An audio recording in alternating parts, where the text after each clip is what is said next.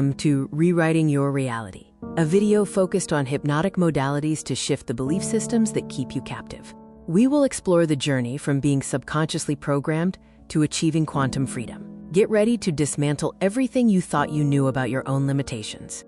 The mind's power is a historical fact. Franz Mesmer introduced animal magnetism in the 1700s. James Braid coined hypnotism, defining it as a focused physiological state. Crucially, before anesthesia, major surgeries were performed using this trance state, proving the mind's ability to override physical pain. My personal journey proves the mind transcends the body. A near-death experience revealed pure awareness. After being paralyzed, I reprogrammed my body through visualization and discipline. The core truth is that identity is the prison and the key. Your mind can reshape reality itself. Unmasking the global hypnotic modality. Secret societies and governments. They understood the power of the trance state long ago and weaponized it to shape societal structures from the shadows. Corporate hypnosis. Advertising and media use sophisticated neuro-linguistic programming, NLP, to obscure reality and shift your belief systems without your consent. The ultimate goal, to control the narrative, consumption, and consciousness of the masses, turning individuals into predictable units of a manufactured paradigm. They are the masters of the hypnotic modality. The first element of global hypnotic modality is authority, manufactured to establish psychological inferiority. Uniforms, robes, and controlled environments trigger unquestioning obedience. When you look up to an authority, your critical factor is lowered, accepting suggestions as absolute truth. The uniform is the first induction. The second element is translogic, a self-contained system logical only within its own framework. This creates a closed loop of reasoning. A doctrine establishes ultimate authority, turning rules into absolute truths. The paradigm acts as a perceptual filter, making external manipulation feel like internal conviction.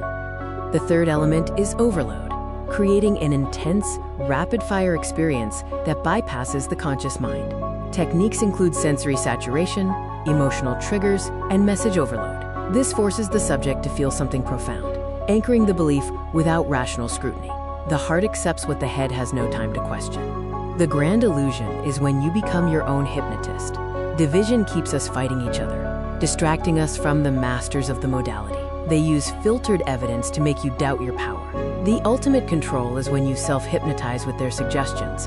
I am not enough. This is the self-hypnosis of suffering. The quick release uses the Sedona method to clear emotional debris. Emotional baggage is just something you are holding on to. You can drop it using these 4 questions. Could I let this feeling go? Would I let this feeling go? When? Answer.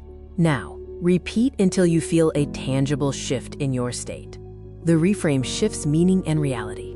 Change the meaning you attach to an event, and you change your emotional response. Content reframing actively searches for the positive intent or hidden benefit. Failure is just data and feedback. A block is a stepping stone. Change the question to change the destination. You are already in a trance. Self-hypnosis is choosing your own program. This is your new operating system. Use a simple countdown to enter a deep state and plant empowering beliefs into your subconscious mind. Consistent practice rewrites your core identity, dissolving suffering and manifesting the quantum you. Are you ready to take your quantum leap?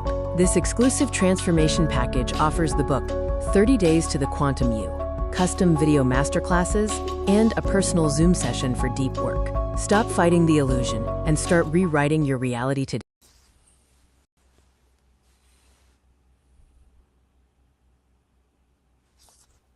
There we go. Greetings and salutations, and may this day be in service to you. Happy June, and welcome to Beyond the Mind. I'm your host, Talib, and I'm not here to teach you. I'm only here to remind you. And of course, always with me is my wonderfully delightful, highly intelligent, super charismatic co-host, Saffron. How you guys doing today out there in the world? I hope you guys had an amazing week. If you like, put in the chat, let me know how your week went. Did you overcome challenges this week? Did you meet new challenges this week? Did you come to deeper realizations? Or did you find something new to ponder? Whatever that is, please share. because we love to hear about it. And today's topic is, I think, a really interesting one. And I'm going to open up the lines early about this one because I feel like a lot of people would love to chime in. Today's topic is life coaching the new therapy? Has life coaching become an alternative to the average person's mind to therapy? And before we get into that beautiful topic, and we might even get in because my brother Chef here is was celebrating Juneteenth today. We were talking about some of that earlier. He was telling me about the celebrations in LA and how him and his daughter would spend this time together.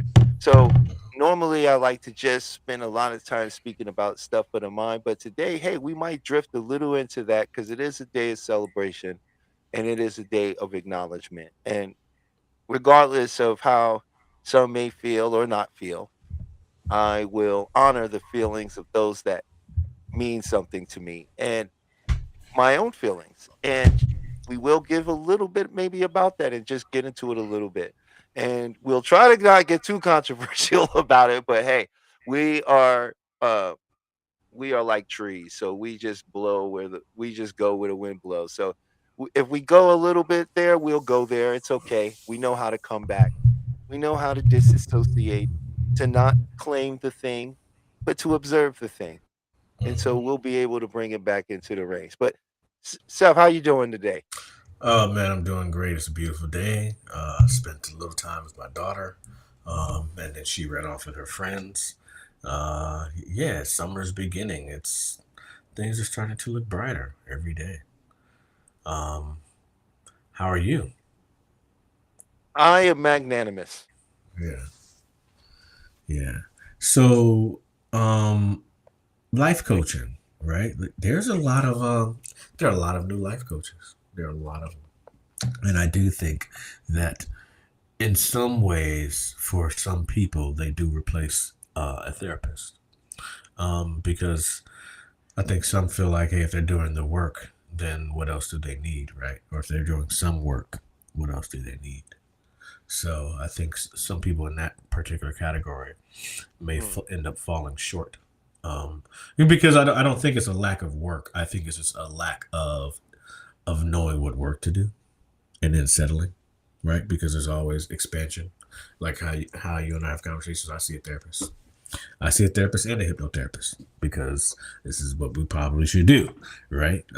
Because we take on a lot of different energies and a lot of different personalities. So for us, we need to make sure we get things off of our chests. So in that rate, in that manner, you know, I do see people wanting to find a new way of doing things because a traditional way doesn't necessarily work for everyone anymore. Come back, see the same therapist for a while, don't necessarily make progress, find a new therapist, start all over again, make a little progress, be inconsistent. You know what I mean? It's a lot of that. mm. So I I'll just talk about myself personally because I think I have the most experience with me. From the moment Let me just put it like this: from the moment I start seeing this new therapist, because I wanted excuse me, y'all, excuse me, I wanted an older gentleman who was had a little bit more seniority over me, a little more maturity, and I actually found him, and he's amazing, because I remember from the point where I was seeing him, I really didn't have much direction. I was just going because my world was kind of like, shh. And I mean, not saying I was bad, but I'm just saying, and to now, man, it's like freaking 180, right? I'm not saying that that's the only reason why. I also have a hypnotherapist who I speak to quite often. Um, you know, I have a physical therapist. You know what I mean? There's levels to this, so you just don't say, "Hey, I'm good to here." When you have different levels of growth and help that you actually need to put in, or work that you need to put in. Excuse me. Mm. I like that. That's interesting. I think one of the things I like to establish like the difference between the two because everyone has their own definition of things, and when they think about these things, they think about them from the way they're framing it from their definition, right? Uh-huh. So when people so for therapy is focused on mental health, emotional healing, and resolving past trauma. Uh-huh. Therapists are state licensed healthcare professionals qualified to diagnose and treat mental illness. Uh-huh. Life coaching centers on actionable goals, personal growth, and future performance. Coaches do not diagnose or treat mental health conditions, No, they do not. right? And also, I'd like to add into that is that life coaching is because also you don't need any certifications or license to be a life coach. If you have life experience and you survived and you're still on earth today and you could tell somebody how you still here, you are a life coach. I mean, technically, that just. But I once don't want again, to partake in this laughing with you, but I mean, no, I'm in just saying. theory, yes. In theory, yes. Hopefully, that's No, few no. that are plenty that are that way. I guarantee. Well, I'm just saying what the difference is. Mhm. You know what I'm saying? Yeah. Like, and the question is it replacing therapy? And the reason I'm asking that is because are people who need actual therapy going to see life coaches? Yes, absolutely, they are. And are life coaches going, hey, this is out of my scope. No. You need to go get help. Or are they No. telling them to do something that may or may not be beneficial to them, depending on how well the placebo works on them, right? You know, No. and because of there's no regulation, it's a very fast growing market, Mm-hmm. right? That has no real legal regulation over it, Mm. right? And so does Interesting. that open the door for more scams? Take more people being taken advantage of? Is this a lot of the stuff we're starting to see on social media? This with these repetitive talking points and some of this, only because first of all, life coaching is beautiful. Mm-hmm. We've all had if you made it in this world and you can thank someone for it, then they was a life coach to you. Mm-hmm. It's very valuable, it's very necessary, and it's very needed, right?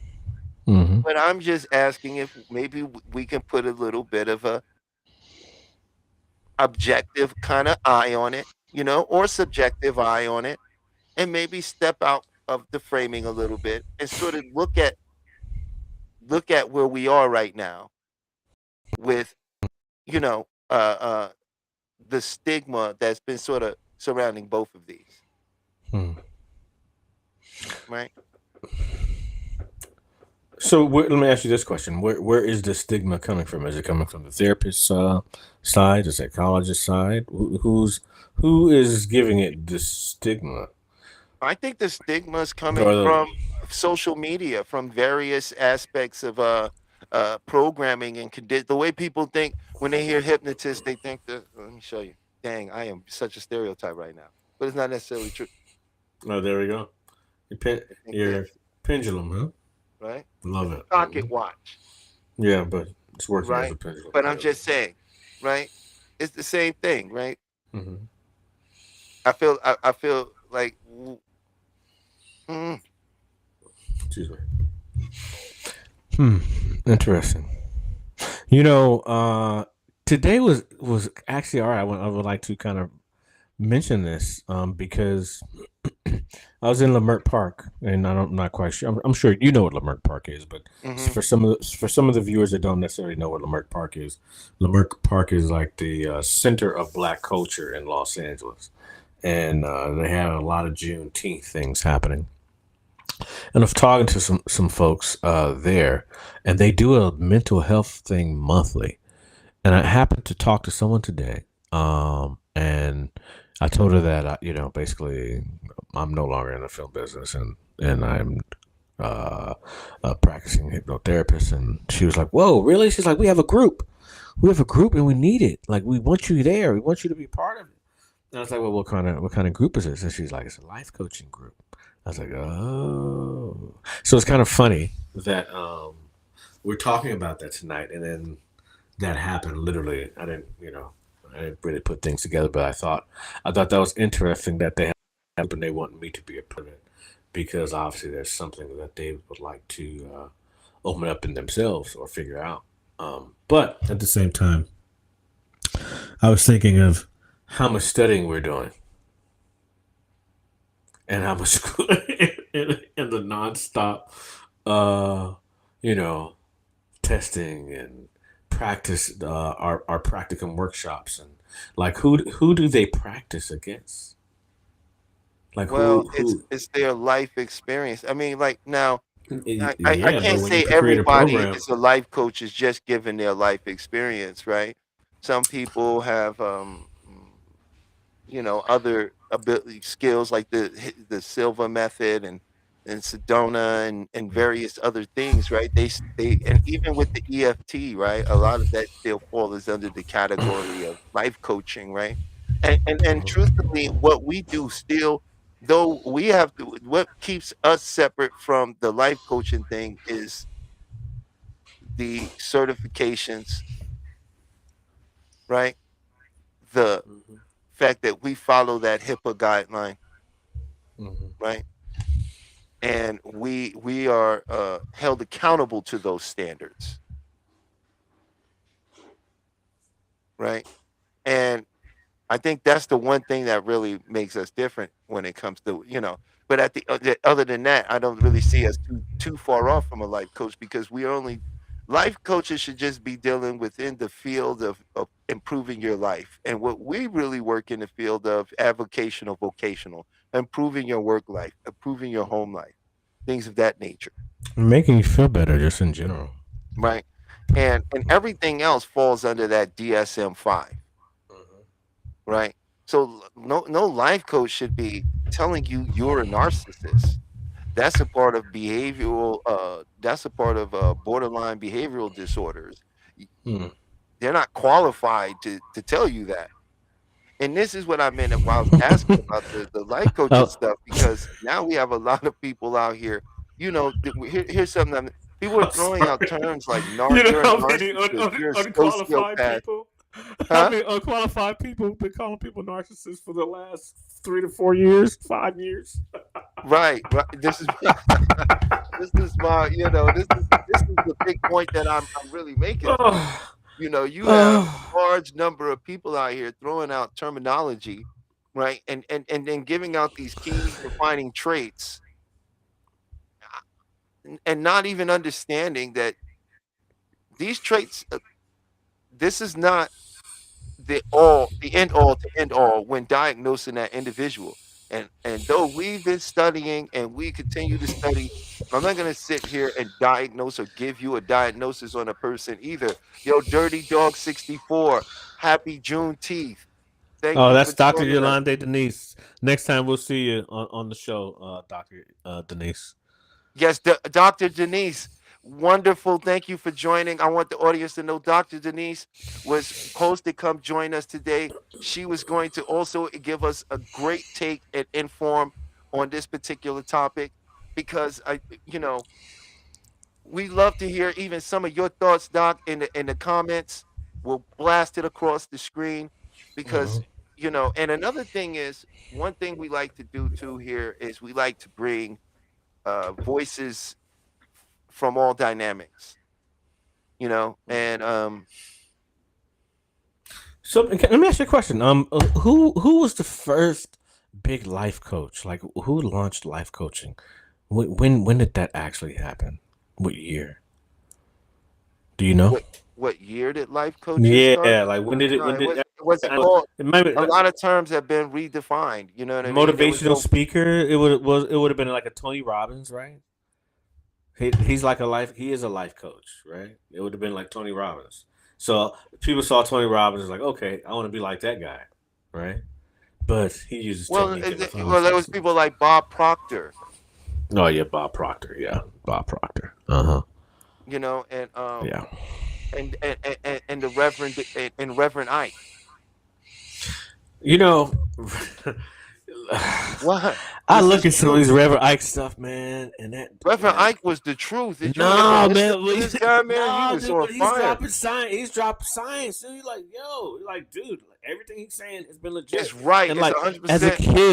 as a kid, like when I would hear like people talk about Reverend Ike, they always talk so negative about him, you know. But then when you hear him speak, you're like, wow, okay, I get it. You know, I understand. I get it. But I mean, he says he has a lot of powerful tapes that I've seen recently. Well, here's the thing. You have to realize when you get into the whole Yeah. the Yeah. whole life coaching and everything like that, and you go back into that stuff, what you have to realize that came along that came along in the 1960s and 70s when they were experimenting on consciousness, things with drugs and other things. They were working on the mind. It was L. Ron Hubbard, Dianetics. Okay, go look it up. Oh no, I definitely know about it. I know about it. Dianetics. I used to work for Survival Insurance back in 1990. You was asking me where life coaching was starting from. I'm just giving you a Yeah. rundown. See, if you go Yeah. back after him, see, then that's when they opened this whole door to consciousness, and we're all more than that. And that's where you had the birth of the whole conscious movement. That started in the late 80s, early 90s, 1988, and actually in 88. But moving on into 90s, this is where you get people like who? Deepak Chopra. Come on in. Mm-hmm. So, Deepak Chopra is I guess he would be considered a life coach, huh? What do you An mean? author, Yes. an author and a Yes. life coach. Yes. Yes, An because author he and a life wasn't a coach. therapist. Yeah. Peach, we would love for you to come in and give your thoughts on this. Pete, before the show, we had a wonderful conversation with Peach because she was talking about some things, and I don't want to share her thoughts. My love for her to come in and share the thoughts. So Peach might come in and share the thoughts. We also, if Moya, if you're in the if you're watching, we'd love for you to come in and share too about Let's see what's the in life this coaching chat. stuff and your thoughts on it. What's in this We had a chat? couple There we people that was go. supposed to be coming in, so Yeah. I'll make Mhm. sure.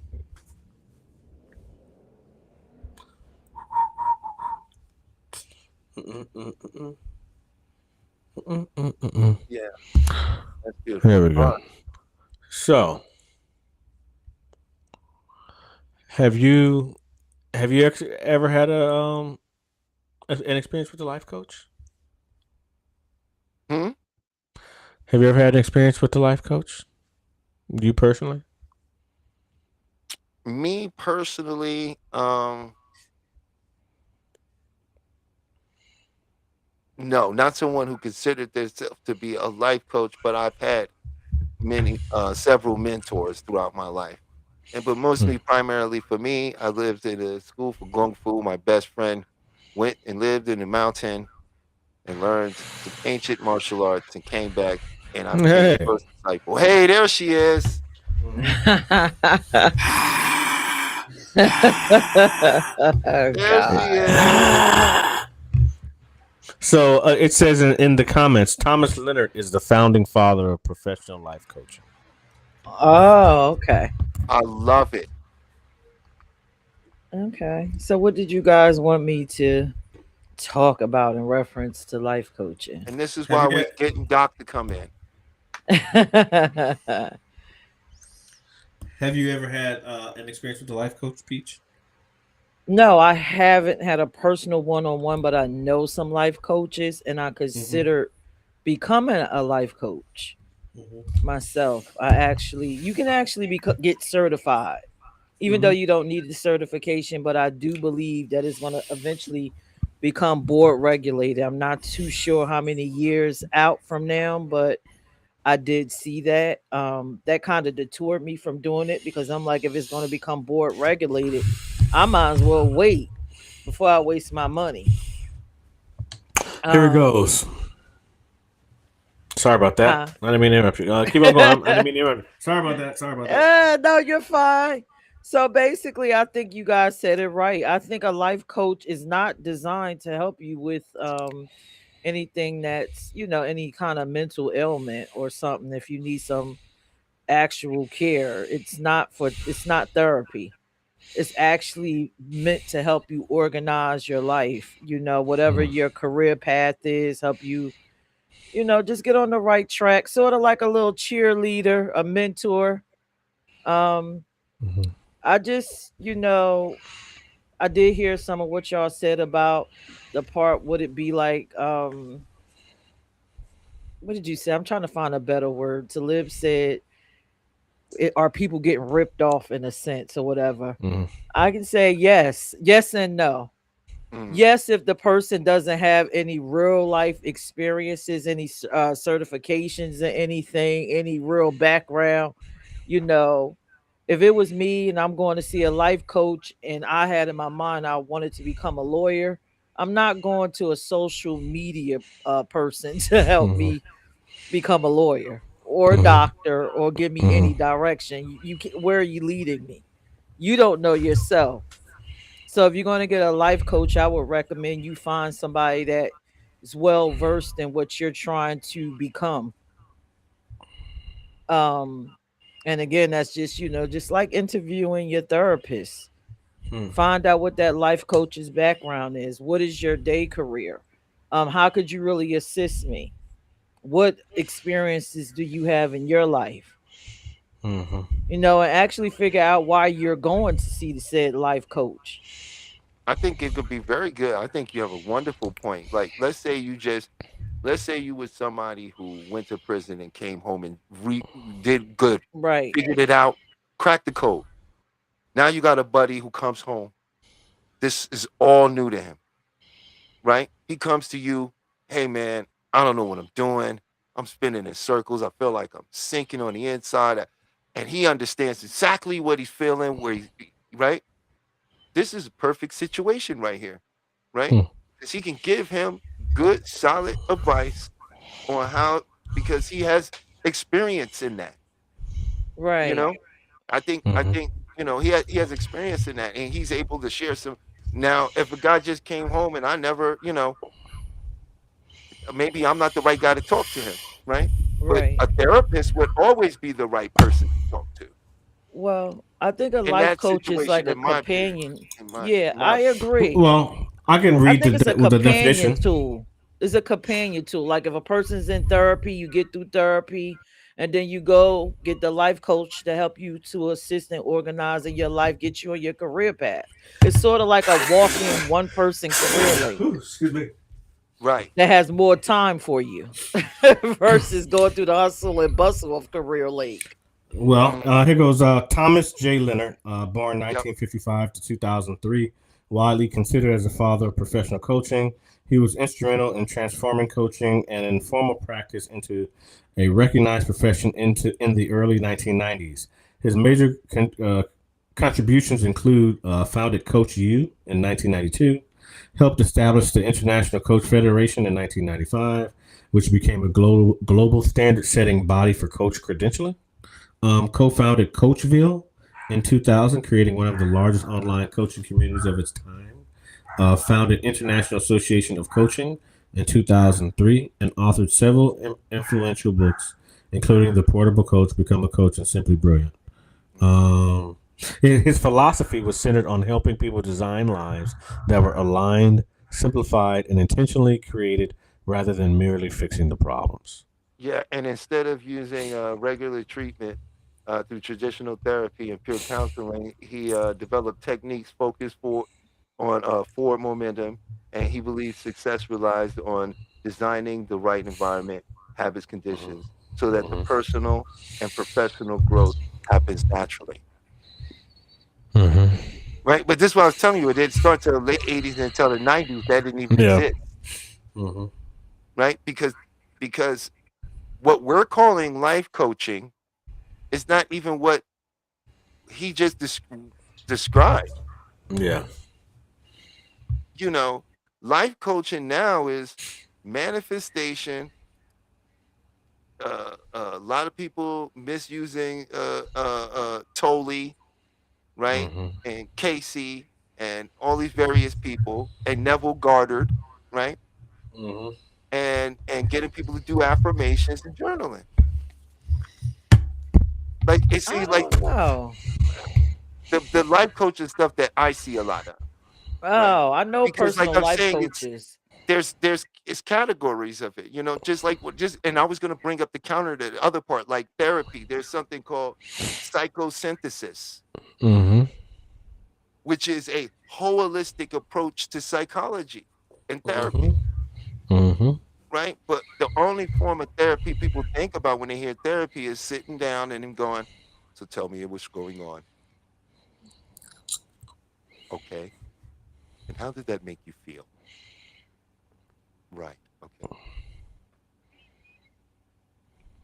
And just to be clear, you don't like yourself. You hate the way your feet smell. And you still have to take the bus. Did I get that right? Oh, our hour is up. Look, journaling. Process those feelings. And I'll see you next week.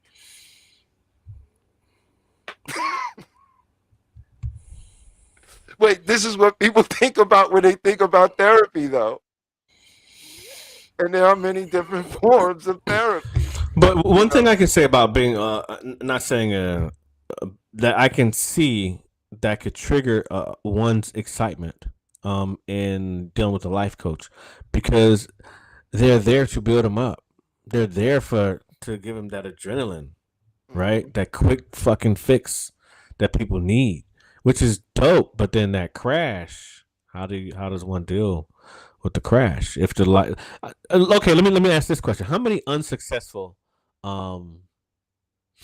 people do you know have had or how many people do you know that have had bad experience or unsuccessful experiences with life coaches?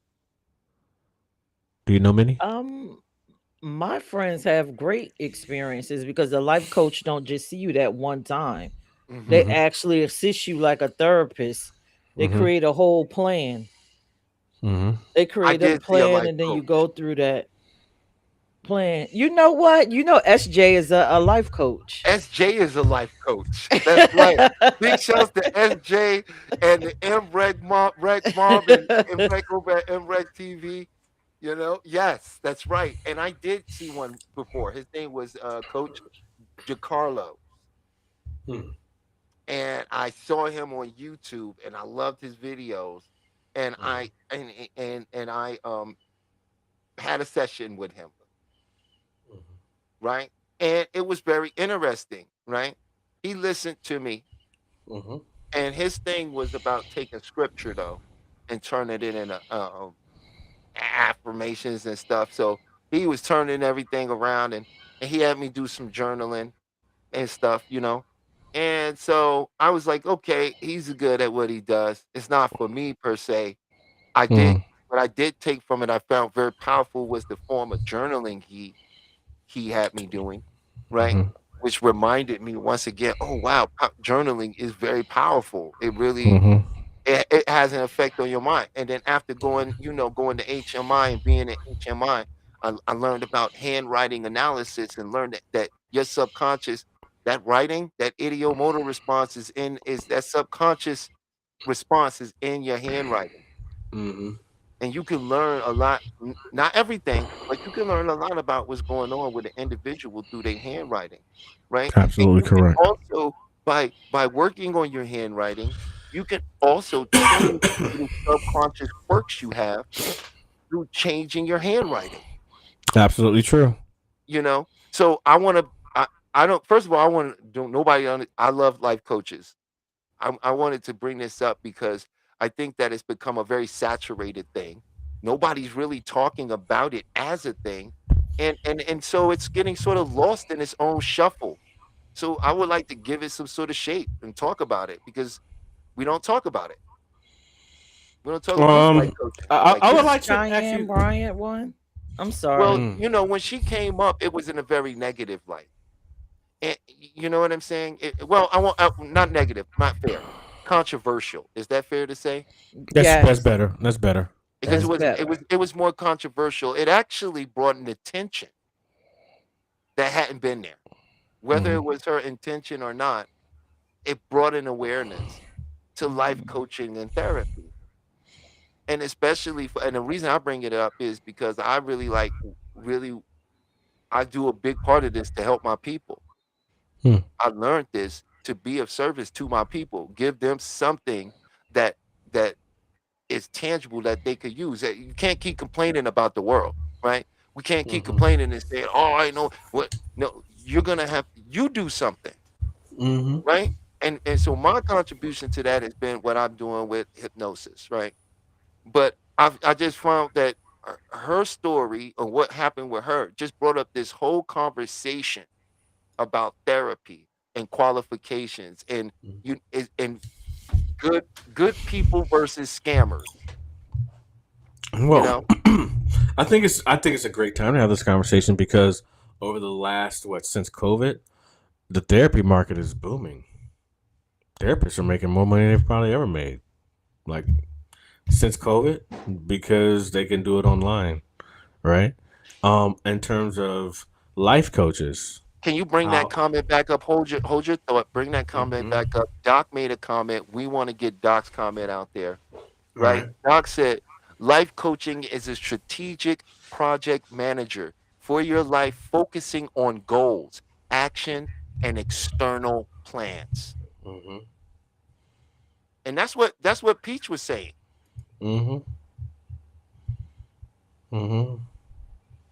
It's sort of like a mentor, somebody that's there for you to help instead of your closet. They're organizing your life before we get our closets organized, right? Hey Peach, I need to do two or three more podcasts. Can you be my life coach for this? Yeah, I'll be your life coach. What are you trying to do in life? Don't get him started. Yeah, he been mad at me lately. He been mad because I've been throwing jokes. This is why I keep saying here, emo. He keeps using these words that do not contextualize what the literal thing that's happening. The inferences that go beyond the actual thing. He knows he's like, that's my one play on this guy. Now I'm developing a coat of armor to that. I'm just, I put my little invisible rose of protection in front of me. All the nonsense is get absorbed. You know what is going on? This show has actually got laughter in it. Oh yeah, it's good. We need to be laughing. It's June 15th, right? We free. Yeah. Not really, but Not it's really. good. It's good to feel like it. That's why y'all laugh. But I like to tell people I'm in the business of making people feel good. Yeah, I'm in the feel good business, and the feel good business means that we just reframe life, and like what a life coach would assist you with doing, and reframing in your understanding of your situation. Go ahead, Peach, you was gonna say something. I think life coaching has a space, and I believe that it actually could work really well in the inner city.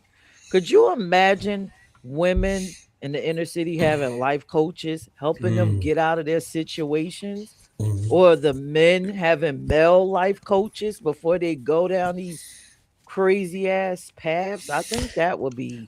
I mean, what awesome. you just said right now, I think is amazing. I think because it should be a system of support. Like, just imagine how many, if you wanted to get people off of welfare, right? Instead of having people monitor them, give them a life coach. someone to help them. Right. Like that shit, like that would Yes. change the game of welfare. And Like that they is had- why I wanted to become a life coach for my nonprofit for women, to go in Uh. the inner city and to grab the hands of these young women or the older ones and impart whatever little wisdom that I had, and organize women that are doing well in their life and going in and saying, I hey, you mean- don't have to be that. Let's life coach you out. I mean, it sounds like we need to create a program, huh? Well, I'm working 'Cause, on it. I can't do man. everything. I'm working. Man, But that 'cause, was like, my idea. Yes, that's why I wanted to do it. I mean, just Well, imagine how much maybe Doc the Denise government. down here. We got a doctor in the house in the chat. Maybe Yeah. we got to get you guys talking. to get y'all together. Just imagine how much money they would actually save, right? You have one life coach, and I guess they have a social worker, but that's Definitely not the same. but you have No. one life coach, and they get assigned how many people?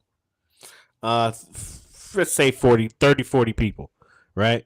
Which is a lot. Everyone knows that's a lot. But yeah, I mean that would save so much money because would save- some people are going to do well. Everyone's not going to succeed, but I guarantee you, people will do well, and more people. Most people, when they have a job and they earn their own money, they don't want to not work. I mean, they don't, They appreciate that check if they can do it. You know what I mean? Some Right. people don't care, but most people they want to go earn money and like have a better quality of life. So I think That'll save you're on to many something. lives. And then you know what else? You arm the life coaches with resources.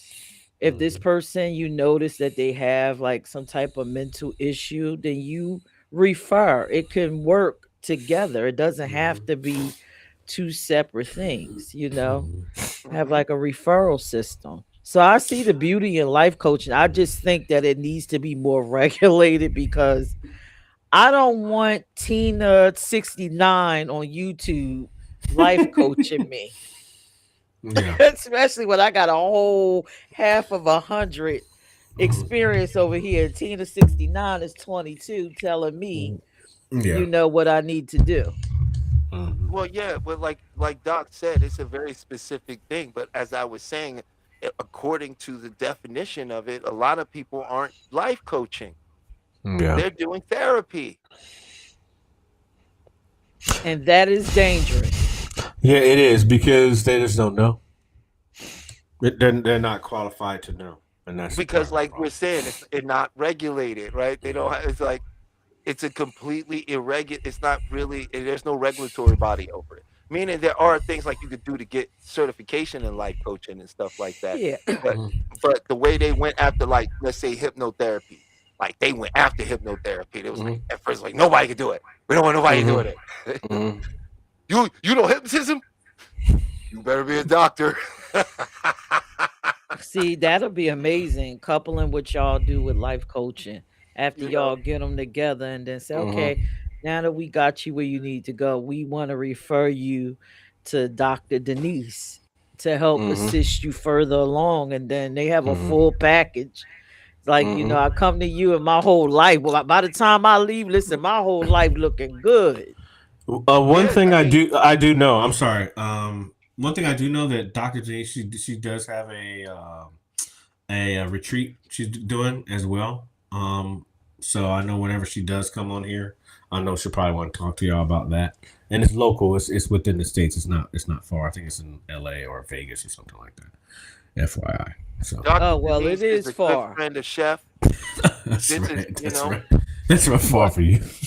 What? Peach said it is far. He said it's I not can- very far. I'm thinking like, oh, is it near? No, bro. This Like, dude no.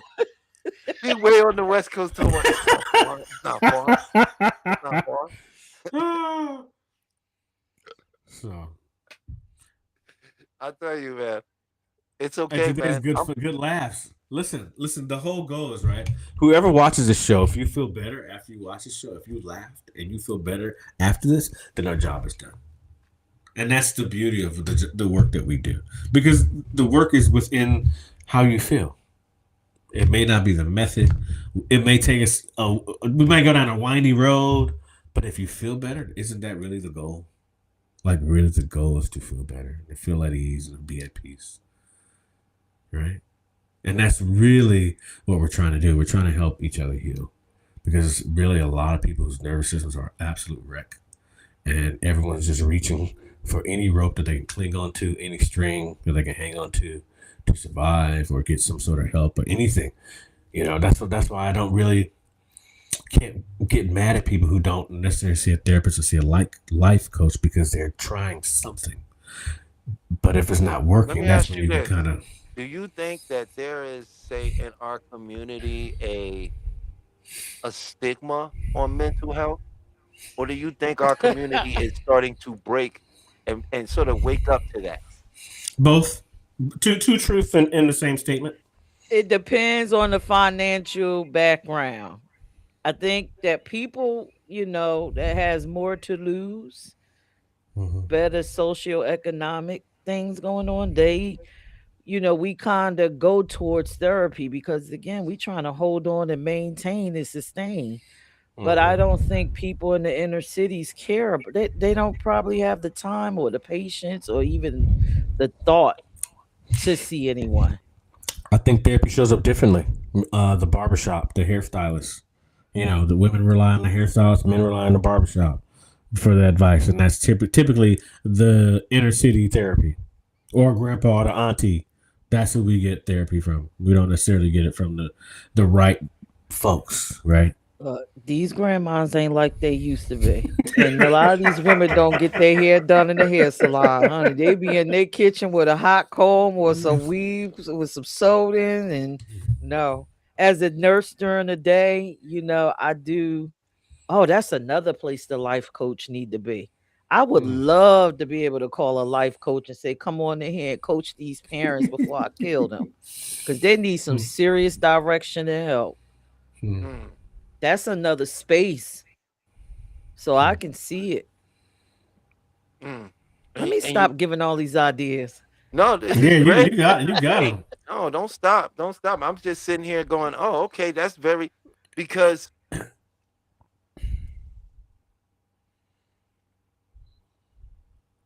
I don't know if it would be best for life. This is just I don't know.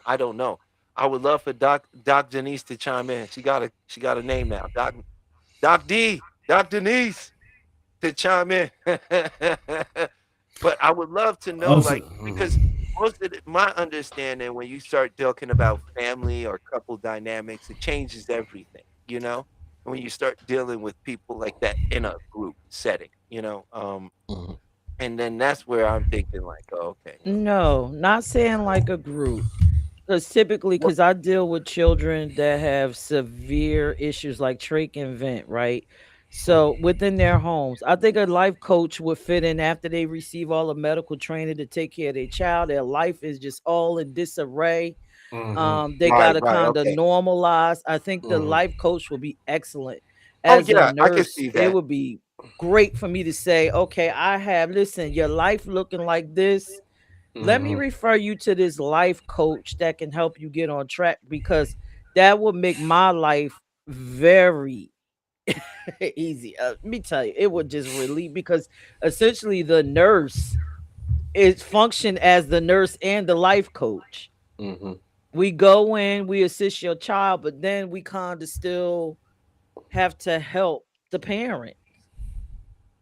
So it would be great for me to say, listen, I want to help you. How about, here's this resource. Right.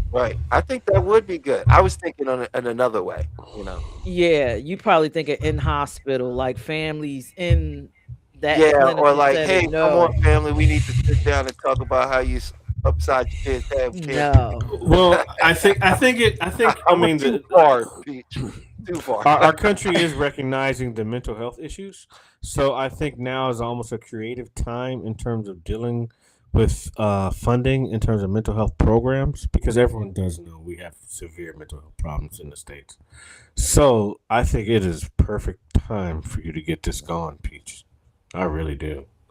I really do, because it's a team. Because it's a team. You have your nurse, you have your doctor, you have your social worker, right? And then if they have a forced therapist, then they have to go see the psychiatrist or the psychologist or whatever it is they go see. And then after that, they go home. and then that's it. Right? They're missing that one part that they're missing, and there should be funding for that because the money. And we all know the money's there, right? But I think we just need to create it since it's evolving. You need to create the position. Stay tuned. I'm working on something and I got a meeting on Sunday. So we're just gonna Great. leave it there. All right, we'll stop talking about that. Y'all don't steal nothing here. I don't care, but I think way on the West Coast, I just think it's a fabulous. I'd steal it. The more people that do it, the merrier, because I think we could reach our community much better than any other race could. I think the life coaching is the key to change, especially for the women. Is there a certain age demographic that you would say needs it the most in terms of women are concerned? I would love to get it gets tricky once you go under 18, but if you could capture like 18 to 21 really quick, I think that'd be good because you could kind of change their life all the way around. Because a lot of these children, like I work in the inner city, the thoughts that they have on their mind, you just like, why? Even when I go inside these settings as a nurse, I feel like I'm a therapist because I try to sit down with the children that's within the household and try to redirect. Like, no, you don't want to do that, baby. You might want to try this. Or have you ever thought about doing this? And then I'm talking to the family. Instead of you doing this, have you thought about, we got your child under control. You ever thought about going to school? Is it something you ever thought about? This is where the life coach need to come in. Because some of these parents ain't good ones. Yeah, but it would save us so much money overall. Like overall, I'm thinking like, yo, because you're cutting back on so many other things, right? You're cutting back on parents who need help. Typically the first thing that you notice are a child's attendance. Attendance starts getting screwed up. That's how you notice, right? And then after that, then you start noticing kids start getting into fights or start getting picked on or something like that, right? And then something drastic happens and you're like, whoa, what's going on? Then it's like, what's going on? But it should be long before that. Right? And then you got to mix in the school counselor as well, because like you say, it's a team. It's really a team. And that life coach is the one person that can literally tie everything together. It's like the glue. Yes. Excuse me. Yep. That's pretty good. I done brought another perspective to the show. I'm sure I have. That's why we needed you. We were struggling. We were struggling without you. Talib looking at me like, man, if you don't talk about something different. I don't know why you want to keep throwing me under the bus, man. It's hilarious. It's really, it's funny. It's funny to me. I must be some super mental threat to everyone I know on Earth. They all just been waiting to get me. This guy is too smart. We have to get him. No, you are pro life coach. Talib is pro life coach. Okay, yes. Dr. Denise, we could talk. Oh, there we go. Says we need life coaches to combat this consumerism and waste our children and youth are obsessed with. Yeah. That's Dave. That's Dave is in Costa Rica. Right there. See, we got spaces for life coaches. Yeah. Right, yeah. But and like I said, great conversation to really bring up because it's something that's really another space. Really I'm just coming up with spaces. They just really they prefer to go to deal with the life coach. I like to take the youth and show them that they have a superpower, and that's their own mind. And I like to do things to show them, because when people can see and actually experience something, then they accept it even more, right? And when we can provide an experience that show people what they're capable of, then I think we can also, that just helps add that extra fuel to everything, to wanting to go ahead and stick to a plan that's laid out for them, right? And to work on the self-talk, the negative self-talk that I don't know what to do, I don't know how to stop this, I don't know, a lot of people feel very out of control of themselves because they don't understand how the whole setup is working, right? So a lot of people they're just working on a program that isn't in service to them. And what we want to do is just turn that program off and turn on your birth program, that the one you were born with, you know? So I think when you just combine everything together, you have a very powerful thing that we in our community have not had for a long time, right? And it's the missing key to make a lot of programs that people put together work in the long run.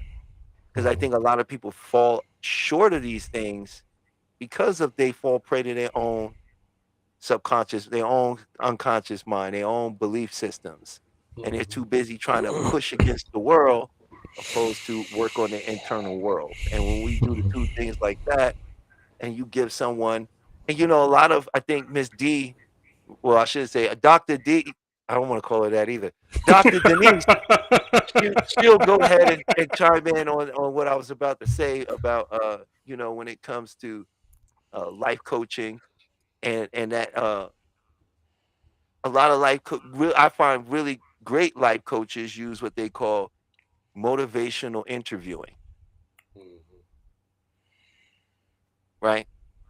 And that's what I think our community could really use, is that when we're talking to people, not telling them, leaving open-ended questions and giving them something like, what's one thing you can do that's going to set your day up for success, right? And have them come up with it and figure out what that thing is, because everybody got that thing. It might be getting up in the morning, showering. Some people jump up, want to do we all have this thing that sets our day up for, a good day. And bringing that kind of stuff out of people and getting them to start reframing how they think, and I think is what is truly needed. It's powerful, and yeah. And I think that would be a beautiful program that has the ability to really expand upward and outward, right? Let's say it might start with, let's say, young ladies, right? But then it might expand out, right, to teenagers and young adults, and it just has so much room for growth, because most people are dealing with the same problem they had when they were like 15. The core problem is the same. So there's just so much room for growth with things like that. You was about to say something, Chef. I could see it in your. Oh no! I was admiring.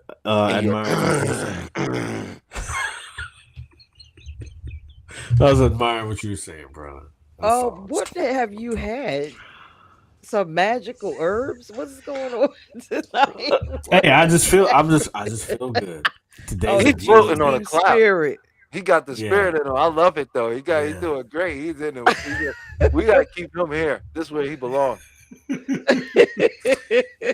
I ain't smiled in a while, so I'm gonna ride with it. Man. I could be. I'm a testament to that. Oh, okay.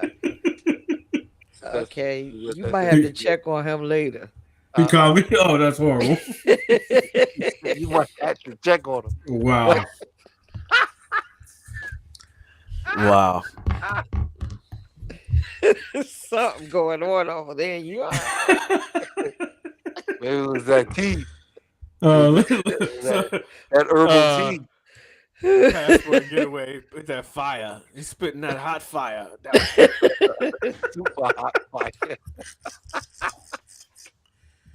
Hey, it's Juneteenth. Okay, we in LA. That's how we do. Yeah. So, man, this has been okay. So we done knocked down 1 hour. We got another hour left, and we were going to do a little bit of talking about Juneteenth, or also we was going to open the lines up for people to come up and give their thoughts and feelings and opinions.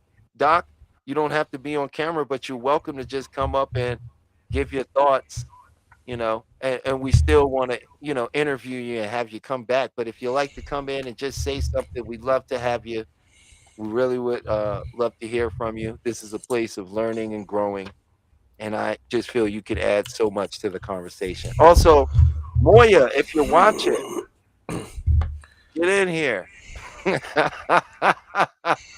We love to get some of your thoughts and opinions on this stuff too, because I just feel like it's something that also, I did send this out to some of our fellow colleagues of HMI.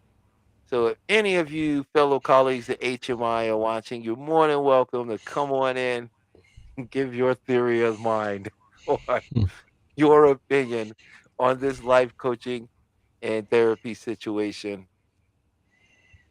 Yes. Could a let me ask you this question: Could the football coach or basketball coach be considered the life coach? As long how many athletes still talk to their like favorite high school coach or their college coach, like on a regular. You know what I mean? Where they've developed that father, son, godfather, son, uncle, nephew relationship. I would say maybe a little, but I think that's a good space for a life coach to be, though. See, you just finding more spaces for the life coach. The coaches get the game together, and then if the kids need more, go over there with life coach Shep. He can help you. I mean, I'm sure the NBA, man, and all these athletes, they be needing them, man, because They need all the them. stuff they get into, like it would almost seem like they would be required to have that at this point because of what their investment, what the teams are investing in these younger guys. But we'll see. We'll see how much your phone rings in the next 3 to 5 years. Speech. I'm sure it's gonna be super busy. No, y'all gonna add life coaches to y'all practice. Y'all gonna train them specifically for what y'all need them to do. Yeah, like, well, with hypnosis and hypnotherapy, you could do sports performance. You could help enhance, because the mind, it's all images and symbols and numbers. That's how it learns. That's the language of the mind. That's why we dream. That's the mind communicating with us. That is, we got Moya. What she's that is This what is good good 'cause caseworker it's is supposed to supposed do. to do. However, until lately, Each agency is required to use required evidence-based to- practice. you read it. Please start from the beginning. This is what good casework is supposed to do. However, until lately, each agency is required to use evidence-based practice, which is most used motivational interviewing. Okay. I could agree with Moya, but I work hand in hand with caseworkers, and for the most part, they are swamped. They are overworked, and eventually they phase themselves out. I think a dedicated person like the life coach would be awesome because that is specific to them. But the caseworker, they normally just phase out. Sometimes the families, they phase out so much the families don't even know what the damn caseworker name is. That's And you true. got to catch up with them. I work with them all the time. I think that's what she was saying, right? Yeah. It's what it's supposed to do, but it's not. That's what it's It's supposed not. to. Because they're stretched. I think it just Yeah. gets too many caseloads. So like the whole, but the way the system is now, it's running off of an archaic system, which means it needs to be changed and progress needs to happen, especially in the mental health side, as we well know. Moya, what was you saying?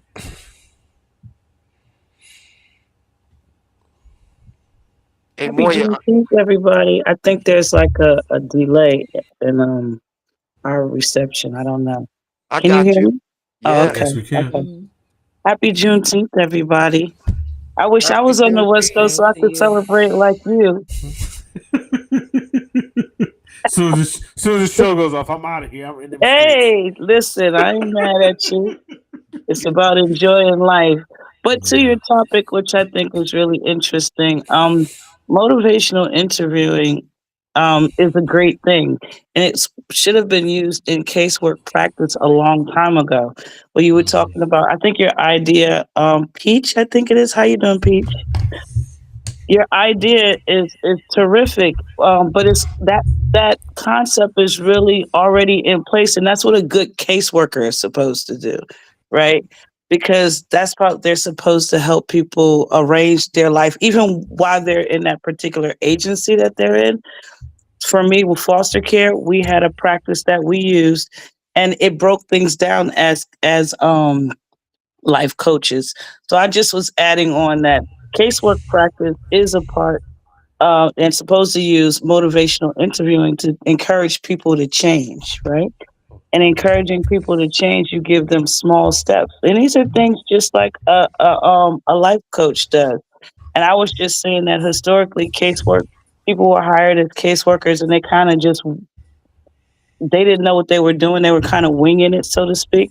But in the last, I want to say like 10 years from my observation, because I've been in this field for a long time, they've now required agencies to be more specific, and they've required agencies to get evidence-based practices, which are motivational interviewing and things, other therapies, not therapies, other casework practices such as that. So I just wanted to add that to your conversation.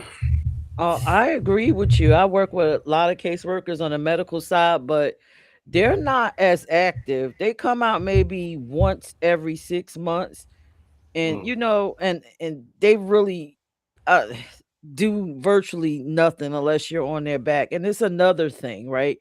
Why I am in favor of the life coaching is because of the trust factor. It's separate from um, the caseworker. The family would trust a separate entity outside of that.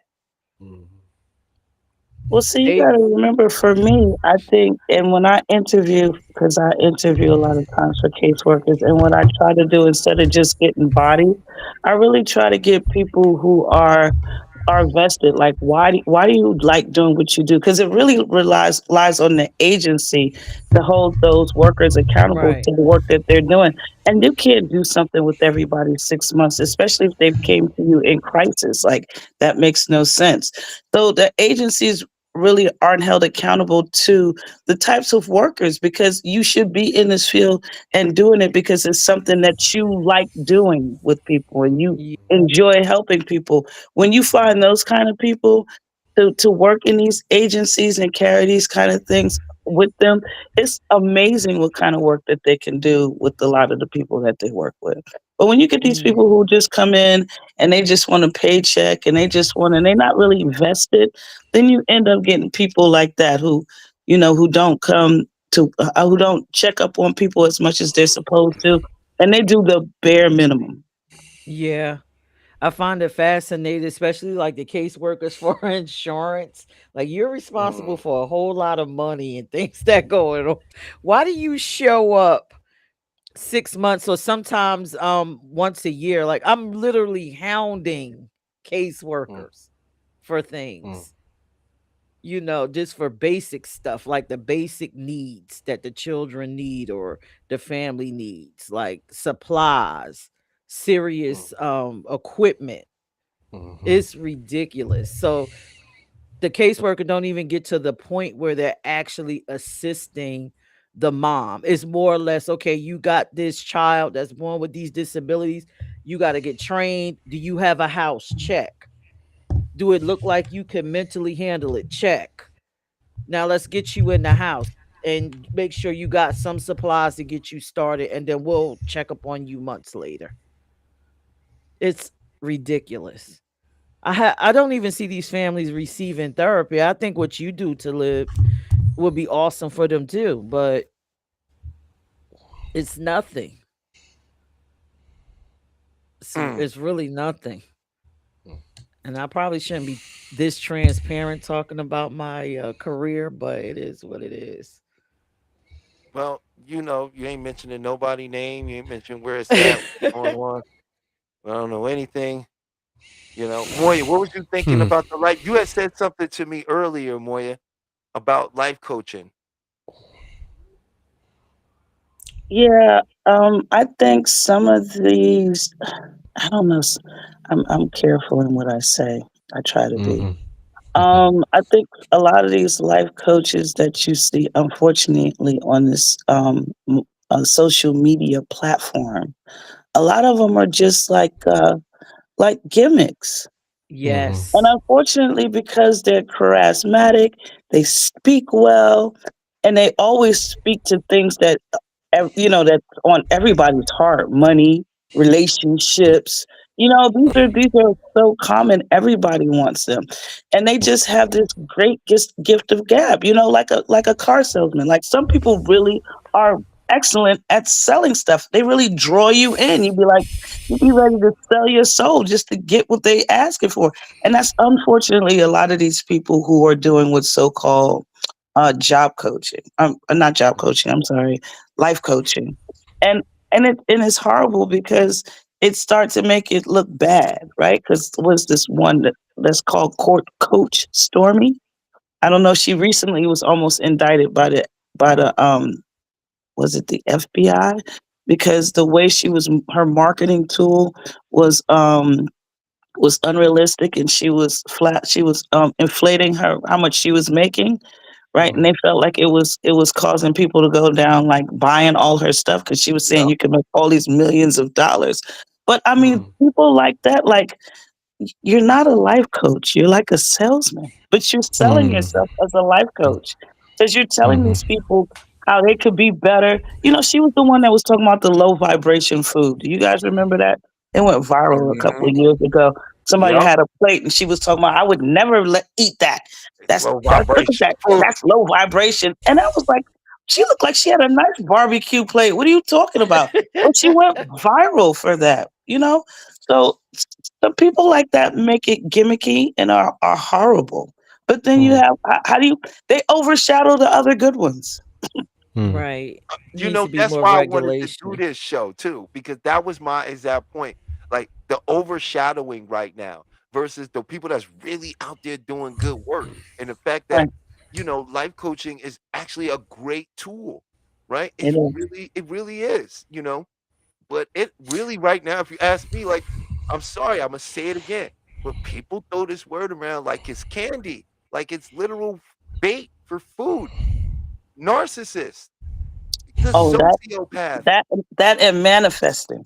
Oh, oh, Oh yeah. I'll show you Manifesting. how you need to manifest And your if you don't, reality. and if you don't do it hard enough and correct enough, you ain't gonna get what you want. See, I got this $1 million.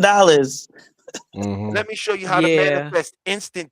Here you go. Here you go. I'm going to show you how to manifest instantly. Use Right. this one trick for 7 days.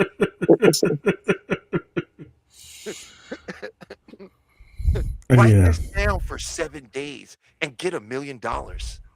Yeah, yeah. So, I mean, it's these great things that they turn into something. But I think what I've learned on my own journey is that it's really works when it's you're invested in it, right? You have to Mm-hmm. put in the work. And sometimes these people, they make it seem like all you got to do is meditate and say great things for a couple of times, and then it's instantly going to change. That's not, it's a lot of steps that go along with that, right? And you fall and you get up along the way. And they don't talk about those realistic things that happen.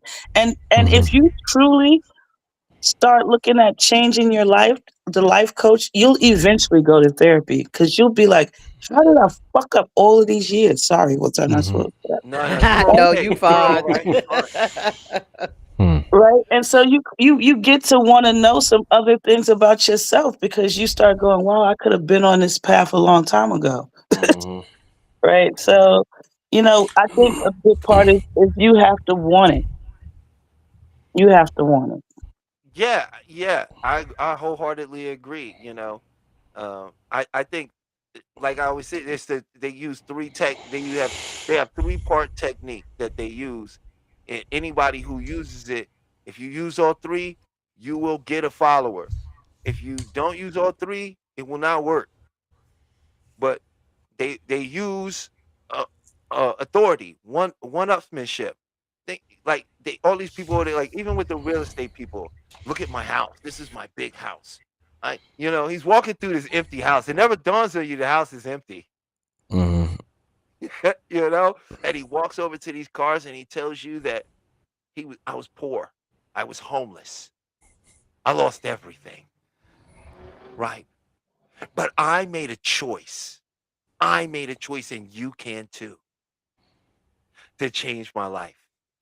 Hi, my name is so and so, and let me tell you how I got here. And then they go into this 45-minute rant, overload, right? Mhm. There's your overload. And then they hit you with some doctrine, right? Shows you some fictitious, bogus data, Mhm. right? Explains it to you, then says to you, you want to be rich too, right? You're tired of your life being the same. Aren't you hungry? Aren't you ready? You feel it? Do you feel that? You do. So you're going to order today. Because if you don't, guess what? You're not ready. That means you don't really want to change. And I know Sound that's like an not true. infomercial. But that's what they do now, and that's called life coaching in some fronts. Okay, so let me ask you this. Do we blame the life hack coach, or do we blame the people for not researching and figuring out what a life coach is and what you should be looking for? I think we blame immaturity. I think because people want the quick way. Everyone wants it quick. They want instant gratification. They want to become things fast. They want to make money fast. They don't want to do the work. They don't want to do the internal work. So it's what the we're doing, person. yes, we're just getting a low, but like you have people that just. I mean, you know what I'm saying? I think it's a lot accompanied with that, because they said, like, he just sold me that. And if I wasn't where I'm at today, I wouldn't understand and stand back and say, what is it really that I want? Right? Because they're really selling you their dream. Right? So if you don't get in contact with it is what you want, then that's why it's not gonna work. Because it's really not what you want. I don't think I want your big house. And my eyes might see it, but they've brainwashed us to a lot of stuff that we don't even want. I used to always think, a house was just ultimate achievement. But there's a lot of people in life that's very successful in what they do, and they don't care to have a house. They don't But own one. society tells you you need to have a house, right? Mm-hmm. So I think when you start to step back and look at things, you have to ask yourself, what is it that I want? And I don't think people do that. I agree. So it goes back to the person. It really does. It always comes down to the individual, right? Because like I said, these three things only work when they're all together, right? And you're unaware, right? And that's what our job is. That's what we're doing. We like spreading the way. Hey, and that's why I make you play this video at the beginning of my show. I'm gonna drill that. Because that's the truth. That's reality. That's what's happening. And when you start to wake up to that, you start seeing it everywhere you're going. You start realizing, wait a minute, does any of the things I want, do I want them? Or have I been suggestible to all these other people and ideas and going, yeah, that's me. I want that. Everybody don't want to be a millionaire. Everybody doesn't need $100 million to live a comfortable life. Success is not the same for me as it is for you. That is a personal achievement. That is a personal understanding. That's between you and your awareness on what you decide the meaning you give your life. And if you achieve that meaning or not, that's what you call success. Would you agree with that? I totally agree. I think one of the saturations in the market is because I guess life coaches are 1 or 2 famous clients away from being a multimillionaire, because they really need 1 or 2 really famous clients to attract other people, right? And I Okay. think that's one of the saturations in the market per se, because everyone has the idea that they're going to get that one or two, but they're not going to do the work to get that one or two. Well, Do you see like that I being an said, I issue? think what happened was there was okay, just like the rest of these people that figure out something, these really smart, cunning, charming people that have some serious deep-seated issues, someone figured out uh, uh, a format to life coaching over social media. And I see that format has been duplicated. Is that we got Dr. Denise in the house? There we go. Hey, Doc, There Hi, how are you? how are you guys? I love this so much. Oh, we're so glad to have you. I got Moya, I got Peach, I got Dr. Denise. This is turning out to be a fantastic show. And I was telling Sheffrin that I Hi, really wanted. Peach. How are you? I'm How doing well. Hello, how are you? are you? Hi, Oh, can you hear? Moya. How are you? Oh, there you go. Good evening, doctor. I'm doing just fine. How about yourself? What's up, Seth? Hey, it's all right. It's all right. So, what do you think? How do you think? What are your thoughts on life coaching, since this is what you do? My feedback is kind of it's bad. It's bad. You gotta turn your phone down. I'm good. You have it on speaker? I think if she put earbuds in, that might help.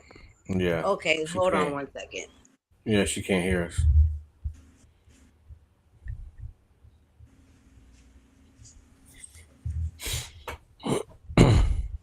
All right. I think I'm gonna exit stage left and I'm gonna just watch.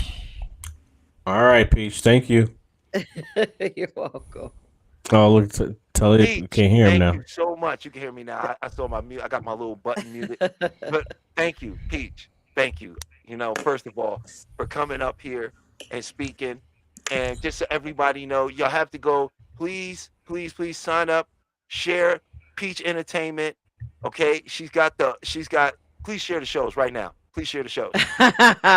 There are multiple ones. Your show. Oh, Oh, Is right. that Now it's better? out. yeah, there you go. Oh, he's back. Yeah. And We have a Dr. political Denise, I think show, that is better. Uphill Battle, your show, Beyond the Mind, my multiple shows that speak about an array of topics. I have 2 nonprofits. I run a LGBTQ plus show. If you're an ally or a part of the community, you like to learn, tune into that on Tuesday. It's called LGBTQ plus and Black. I'm bringing a women's show back on Wednesdays. It's going to be filled with female entrepreneurs, which is the House of Peach. I'm not So sure if that's much. better. Yeah, it does. It Yep. sounds much better. Actually, you sound much better, Dr. Denise. Okay, but I think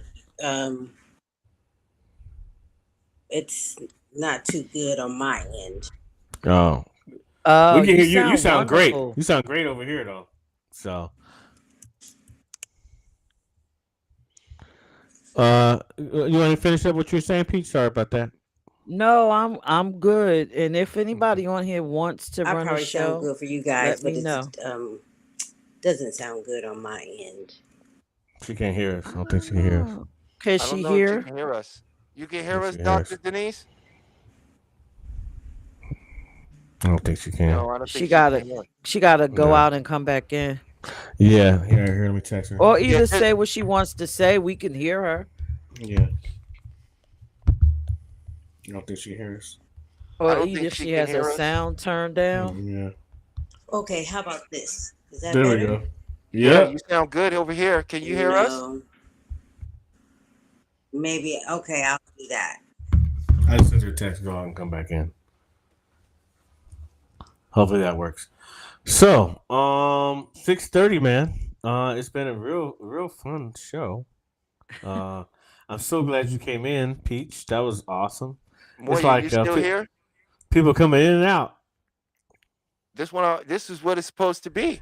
And this is Oh beautiful. yeah, Okay, it see is. now the lines are open if anybody else wants to come in and join us and give your thoughts and opinion. We want to thank you for joining us.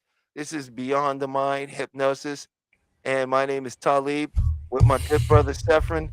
We're both certified certified master hypnotists. And we are in our second year residency at HMI. We want to give a wonderful shout out to HMI. I want to give a wonderful shout out to everybody over at HMI, Alex, Shelby, Stephanie, Cheryl, Laurel, Denise, and also to some of my awesome colleagues like my buddy Matthew and Stephanie. And who else we got? We got Sean P, Layla, and to everybody, Ash. These are just all some of our wonderful colleagues that exist out there that may or may not be watching the show. We just want to send y'all a wonderful, wonderful, wonderful happy Friday and happy Juneteenth to everyone out there. And so, hey, Chef, this has been a really great show. I've really enjoyed this. This has been a lot of fun. I think this has been an engaging conversation. And if nobody else ends up coming in or anything like that to further this conversation along, what we will do is we'll end out our show on a nice technique or something, because we always want to leave you guys with something you could take with you, practice a tangible experience that you can feel now and today, a shift that you could become aware of now or the coming days ahead. Whichever you prefer. I'll let you decide. But we will have Dr. Denise on the show. Hopefully, we will have her on the show next Friday. She will be definitely our guest on the show. And we're going to highlight her and really get into what she's offering, her thoughts and feelings on some of these perspectives, and also some things you can do to make a great change in your own life. Yeah, it'd be great. I think the cool thing about the show that happens every week is that I learn something new every week. Even participating in this show, I learn something every week, and I think that's one of the most beautiful things. Not only do I learn something, I end up smiling after I'm done with the show. So I've gained knowledge and I have fun doing it, and that's all I want. To enjoy learning in a way where it's easy and received. And that's what we do here. We just try to give you the soft landing and kind of allow you to see things for what they are. And I appreciate it. I appreciate having the opportunity to do so. It is always a gift and an honor to be able to be of a service to humanity. And that's always a wonderful thing. And I don't know if Doc will be able to make it back in. She was having some issues with the. I don't think she's gonna make it. But that's okay. She's here. She's with us in spirit and in chat. She's in chat form. So, have you seen any of the World Cup stuff? Have you seen any of the World Cup games? Nope. No. I'm curious to know how many of these World Cup teams are using hypnotherapists for their teams. I know the Olympic teams do that, but I was just curious to know if they actually do that for the World Cup. Well, I mean, I wonder how many players have went and seen a hypnotist on their own. Oh, a lot. They just don't tell their competition that they do it because they want to keep the edge. You know.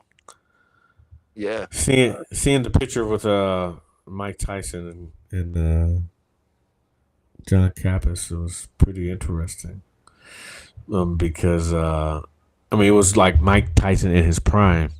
You know what I mean? I was like, oh, this is what he was doing. Okay, it's kind of awesome to see. Yeah, that yeah. we That's did, the hypnotist you he know? got taken to see. Yeah, Yeah, yeah. and it changed his life. Mm-hmm. And that's a great story. That's a wonderful, Yeah, true story. yeah. It is. It is. One of the cool things about sports hypnosis is allowing that person to see their hero in themselves. It's amazing. They envision their hero in themselves. Like literally, put yourself in your hero. Boom, that's you. Go out and do this as a hero would do it. That is you. You believe it's you. It's amazing. I think that's amazing. An amazing journey that a person can have. Hypnosis, activating something they didn't even know existed. It's like the power within you, right? We just have to get there together. And that's just as hypnosis and such life coaching, you have to find that spark within a person to help them bring out their own light. Because you're not doing it, but you can help assist them in doing it for themselves. And just giving them the tools to open up. Doc There said, you go. "My apologies. I couldn't get it right. I was on the phone and then my laptop died. I will most definitely be with you next Friday. Yay!" There it is. Thank you, Doc, There for it is. even trying. That meant so much that you even popped up in here and gave us your best shot.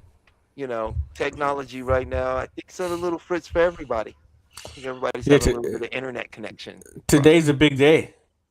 Now, besides that, but on an astrological level, today is a big day. It's a change day. Today's the change. Step into the future. Beyond the mind. Right.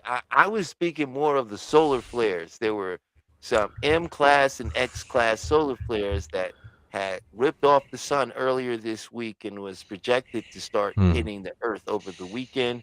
It may cause a geomagnetic storm, which we've already begun to experience, i.e., the earthquakes in the middle of the ocean that are happening right now and the ground shaking overseas. This is all because of the geomagnetic field or the magnetic field of the planet being bent by the influx of solar energy and solar particles, which that magnetic field is a protection for us.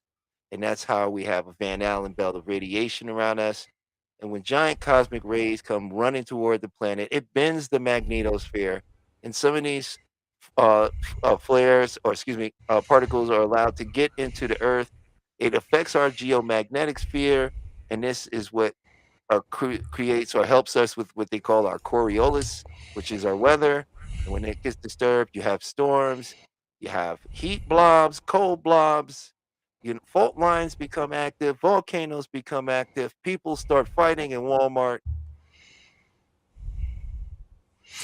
In other words, catastrophe happens.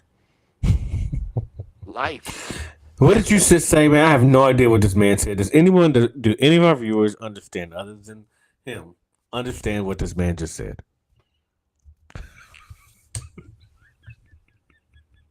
I think they understood me. I have faith in people. I didn't make the words up, so I'm not the only one that understood what I was saying. I didn't write it.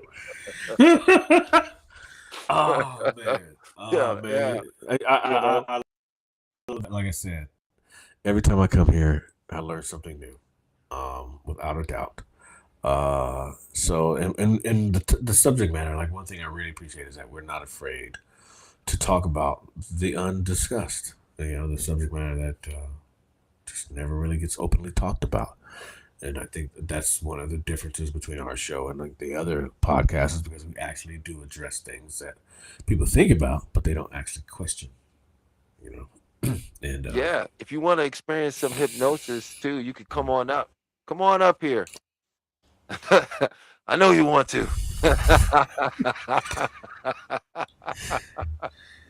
we need to start flashing that waiver. Start flashing that waiver before we do it too. Yeah. Yeah, You know that you got to do that. yeah. At least give the disclaimer, please. Do not Run it. operate heavy machinery. or do anything that would require your full attention. Yeah, don't go drive a car after this, and then go. Don't go driving the car while it's happening. Don't do that. Yeah. Jeez. Oh man. But it's a beautiful Life. day. It's been a beautiful week. It's a lot of things happening positive. That well, you know, and oh wait, we got Your practical nature shines when care meets clarity, is what Talib said. Oh yeah, there you go. there it is. We gotta get Doc up here, man. And she interpreted you. She gonna team up. It's gonna be y'all two against me. Watch. What? I have a partner against you? Really? Don't get me excited. I have a partner. Yay! Yeah, she's probably laughing right now too. I guarantee you she's laughing. Good. Let's get him, Doc. I'm on your team.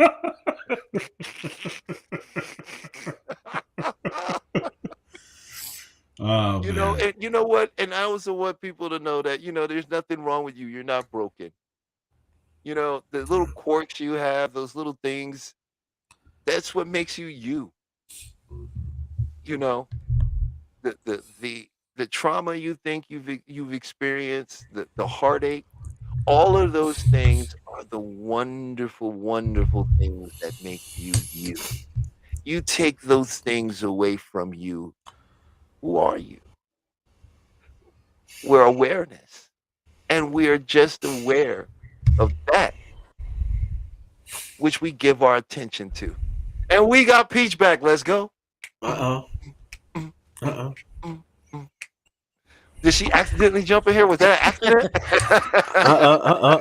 I came on because you know you talk about the hypnotherapy. I'm not being hypnotized over here, but I think it's awesome. You know, people absolutely love when you tell them whether they're emo or physical and all these other things that might generate some interest for people to come on and check you out so they can learn their personality style.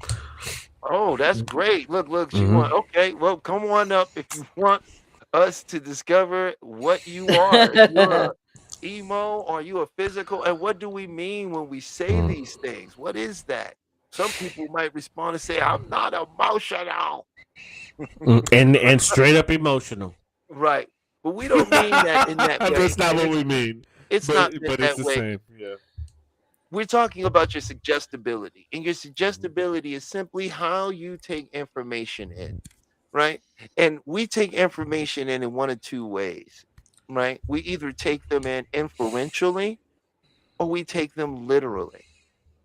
Now, when we take suggestions inferentially, that's what we call the emo. And what I mean by this is when you, let's say when you were a child, right? Your parents said to you, boy, when I come back, that homework better be done. That's an inference, right? So the child didn't get a direct message. And maybe the child goes now, okay, well, she usually leaves. She's going to be gone for 2 hours. So I'm going to play the game. I'm going to go. I'm going to put some music on. Oh, and my cartoon come on. And that's only 30 minutes. So if I got to do all that, and then that'll leave me 30 minutes, it'll take me 20 minutes to clean the room, to do my homework. I'll do it when she get here. Right? This is inferential, meaning when you get told something, you don't, it doesn't necessarily just mean what it says. It implies something else. And now the other side is the literal. We call this the physical. It goes like this. You probably heard this when you was a kid. Go take that trash out now. And you get up and you stop whatever you was doing. And you tied the bag up and you took the trash out. So you learn to take in information literally, right? And you might know some people like that. They don't get a joke. They never can really see past what you're saying, right? And you might know some people that don't hear what you're saying. They're always reading deeply into it, right? And when you learn what people are, then you can learn their suggestibility type, and you can learn to communicate better.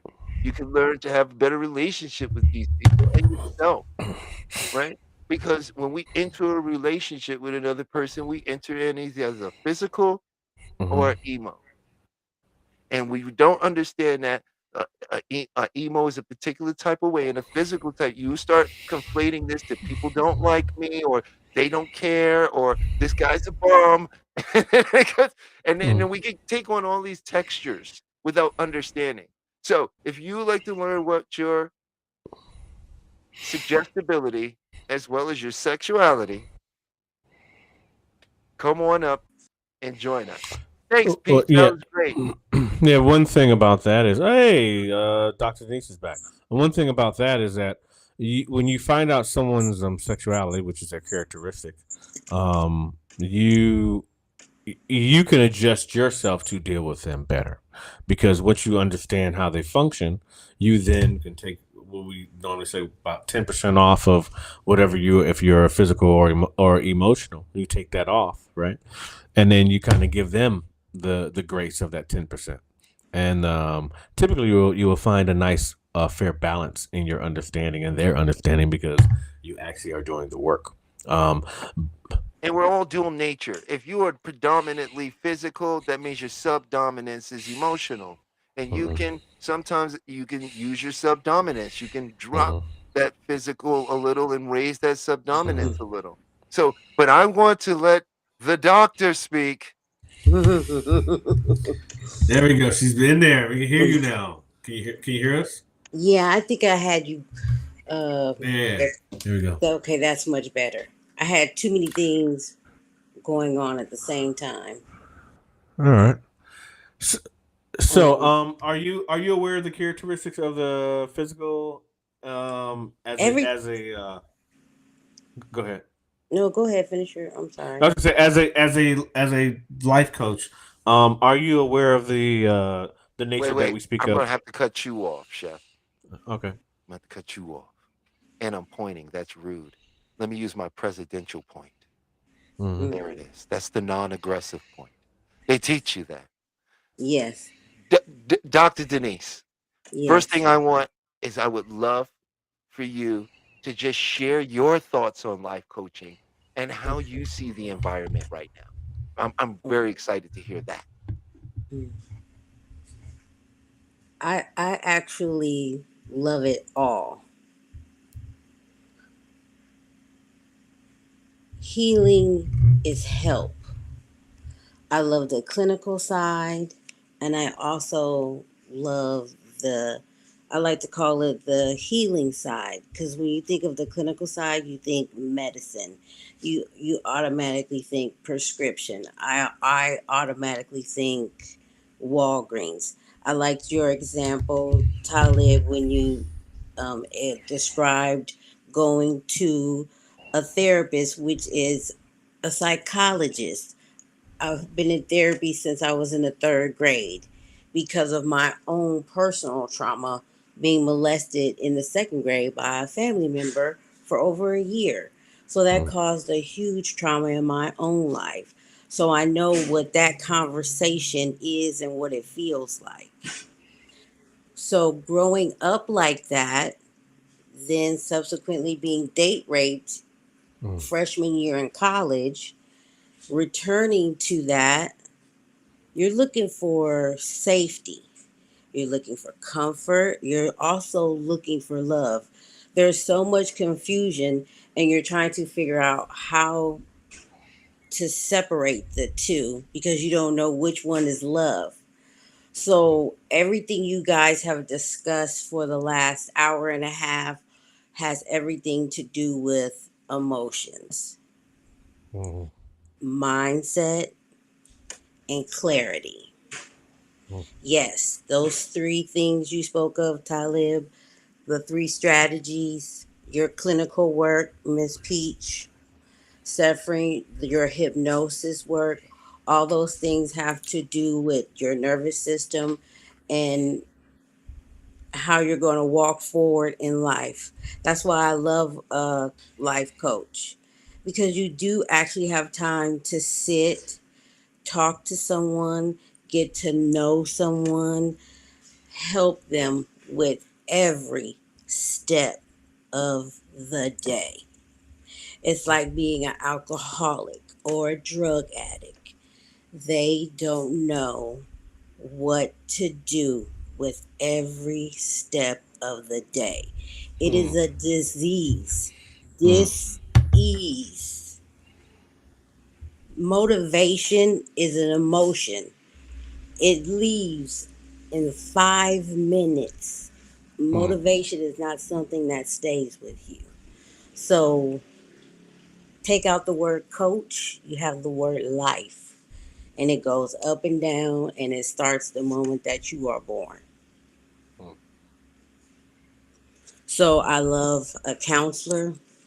I love a therapist. I don't like when people are taken advantage of. And we, since Juneteenth, we as African Americans have been taken advantage of since the beginning of time. So however we could put it together, y'all, to help us.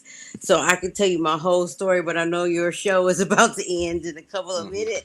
Oh no, we got a whole glad you episode. So came many on here. steps to get to this point here. We got a whole episode for you. We have a whole episode I for went you. through so many things and experienced so many things on different levels to get to this point, to get to here, to do exactly what you all are doing, to help everybody in each sector, because it does take a village. It is the Dr. Cheyenne Bryant thing. I'm gonna be real quick about that. She's from the West Coast. She's here from LA. She paid to play. She got in where she could fit in. Social media from the beginning, from 2006 when it hit the ground running, it was a tool for white people, okay, to stay connected after college so that they could have jobs, so that they could stay connected. And that's what we used it for. And it has just taken on a whole other level where it's easy for Pepsi, Toyota, it's easy for everybody now. So with that being said, she paid to play. She was here in Los Angeles. She knew people. She got on their platform. She told them what she did. And if people paid her to get the healing that they need, they paid her. And people saw her. And so for all the therapists out there who didn't have that platform, excuse me, I understand. I get it. But you can't be mad at her. I just hate they dragged her like that. They didn't have to drag her. They made an example out of her. But, Yeah. but she kind of set herself up for that. She definitely set too. herself up for that. So she did. you can't be out doing things wrong. Yeah, She didn't- that's she what didn't I'm saying. necessarily- If you're but gonna no, but do she- it, But she didn't necessarily do anything wrong, but she kind of did. So because she Yeah. trademarked the it doctor. was a catch the doctor name. 22. Because if you're gonna heal people, they heal people. See, that's what There I'm you talking go. about. Yes. If you're gonna yes. do it right, do it right. If you're gonna Yeah. help somebody, help somebody. But This- money this was is the about- motivator, which is why Let me she just say this, if I she may, did Chef. that. Let me just Well, say, this again, is, I this is said the end pay of to so- play. She did what Hollywood does. If you got the money to get in, you gonna get in. You know, That's like, I agree with you, Doc. You're 100% right on that. You know, at the end of the day, you know, if you ask me why it fell apart, was because it became about ego and not about rapport. This is about rapport. This is about not only a person opening up to you, but you opening up to someone else as well. You have to be able to bear yourself in front of them as well. You truly want to help, you know. And that and you know, we go and we learn these tools so we could be helpful, but at the end of the day, if we had none of these tools, we were already helpers. We're already helping people in our natural everyday life because we would listen, we would hear, and we would feel, right? And because we're disassociated from their problem, we can see beyond it. You can see beyond that, You right? know, So Please At the end continue. of the day, they like it turns into your people don't like the Instagram stuff and all those types of things, but it is a selling market. So it's like having a commercial. So if you want your business to grow, and you want to reach a certain group of people, because you can have Instagram and LinkedIn and Facebook and reach a certain group of people. It does not have to go to uh, the group that you are not interested in, and you can make a lot of money. You really can. This it's a job, and that's what people don't seem to understand about the entertainment business. It is a job. That's a job. They go to work 9 to 5 just like everybody else. You know what I mean? So, and it's your story, and that's another reason why things sell. Like, you have to be transparent and you have to be authentic. So that's the thing about life coaching also. People come to and ask for advice from people when you are authentic. When you have actually transformed yourself, you can help others. Like, if you've never experienced anything ever in your life, how can you help someone else? Same thing with a doctor. If you didn't go to school and get your degree, how can you prescribe the medicine that your patient needs in order for them to get well? Yeah, and Or even then, or an you have to attorney. do, hundreds of or many, many hours of cadaver work, Mm-hmm. and just, like you're saying, I agree wholeheartedly. I did my internship at a morgue on 34th and First Avenue, so Mm-hmm. So that's the whole thing. You have to put in the work. You have to put in the work in any profession. If you work at the post office, you got to put in the work in order to get to where you want to go. yeah, I agree, That's and I true. think a lot of it has to do with reframing how we look at things, and and Mm-hmm. and really just making new neural pathways, right? And disconnecting those old pathways, right? And putting something new in that place, and not working on changing our image, or Mm-hmm. trying to change the self through uh physical force, meaning one's identity is a layer of three, right? We could say Mm-hmm. result, action, identity, right? And most people, when they want to change or become something else, they look at the result. I want this life. I want this car. I want this home. I want this job. Then they go to the action. Well, I have to take these steps. And what I've always learned is when you work that way, the same list you write down to what you got to do become the same list full of reasons why you never do it. Where you never do it. And then the middle of that is the identity. But the Mm-hmm. identity is a set of beliefs that came from a drumming up of states. And those Yeah. states that we entered in created a chemical key code. We call them neural pathways, right? But Mm-hmm. you know, they change.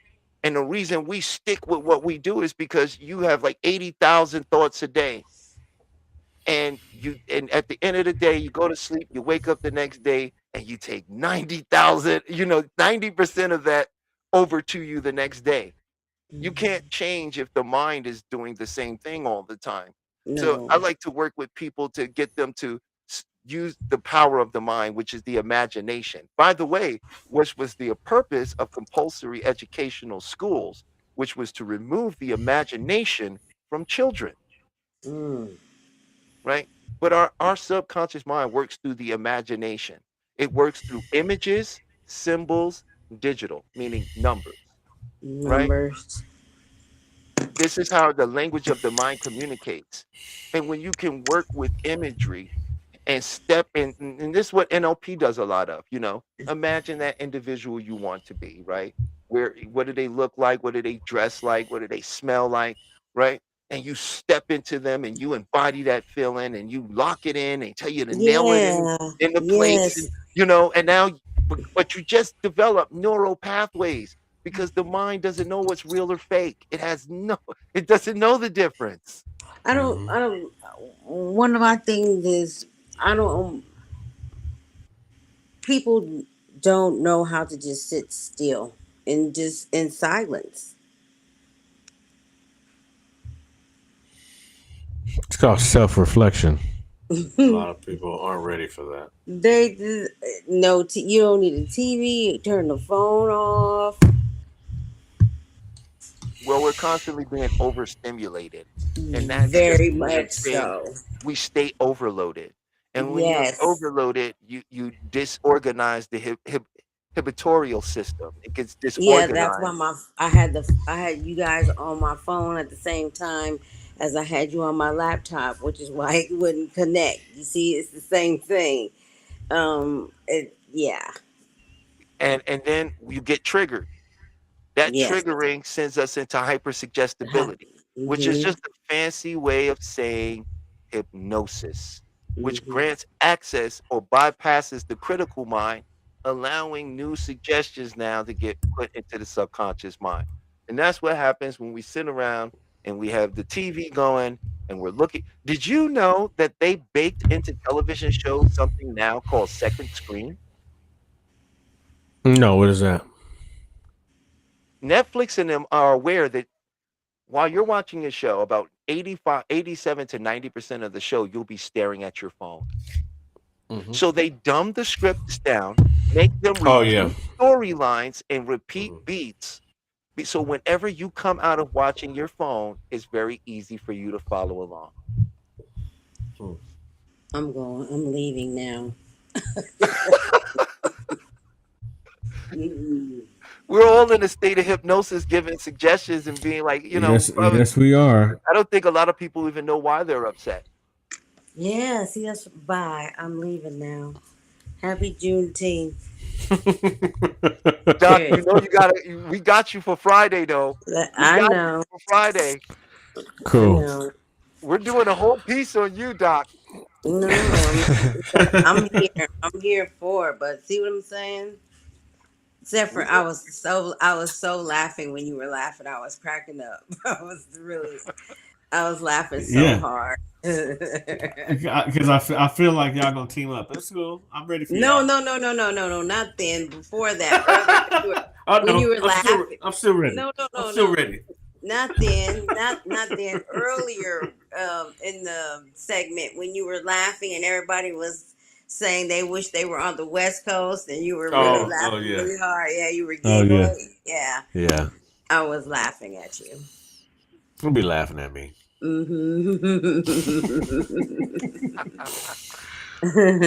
I need shades like Probably had Talib. the most laughter in it than we've ever had. I love it. Maybe we Yeah, should just yeah. start the whole doing this all the time. Typically we're A lot more serious, but today I came with the silly. So, sometimes you got to be silly. It's all right. But I we're just gonna want wind to. this down, huh? Yes, love yourselves. Good night. Hey Doc, where can Take people care. find you before you get out of here? You gotta tell us where they can find you at. Home. All right, guys, go looking for her at home. Home. I'll You have want? everything. I'll have it for you next week. There we Awesome. go. All That's what's right. up. All right. Thank Good you God for night. bless. dropping in. Yeah. We really appreciate it. Well, I can't speak for him. I Right, really appreciate it. Wow. exactly. You were right. Peace out. Take care. Love you. Well, man, this is a good show. Beyond the Mind. Thank you, Talib, for always inviting me in and being the guest host. I much appreciate it. You dropping knowledge and always teaching myself and someone else information. It's been a beautiful thing, and I'm always grateful to be here. Oh, thank you, brother. I'm always grateful to have you. You're such a wonderful friend. Me and this guy, we speak a lot outside of this show. We motivate each other. We hold each other accountable. And it's really good. If you get you a friend that can hold you accountable and that you can hold accountable, that won't get mad at you when you say, "Hey, what are you doing? Mhm. How you doing that? That's not the plan." Get someone to hold you accountable and get a friend you can hold accountable. Watch how far. You'd be surprised how far me and this guy's come since we've teamed up and become friends. Mhm. It has truly been an amazing experience and very helpful to not just my personal life, but as well as to my business. It's been a wonderful experience on all fronts. So if you can get you a friend that can hold you accountable, so don't get nobody that talk too much and never do nothing. Don't do that. You don't want that kind of friend. You know, you might want the friend that you might have to court a little bit to actually that's the kind of friend you want. He's like, I'm about, take care of business. That's the friend you want. But anyway, my name is Talib. I want to thank you all for joining us on this beautiful Juneteenth and Friday, the opening to the weekend, and also getting ready, opening up to the beginning of summer. So many things are beginning with this show. So I want to thank you for joining us.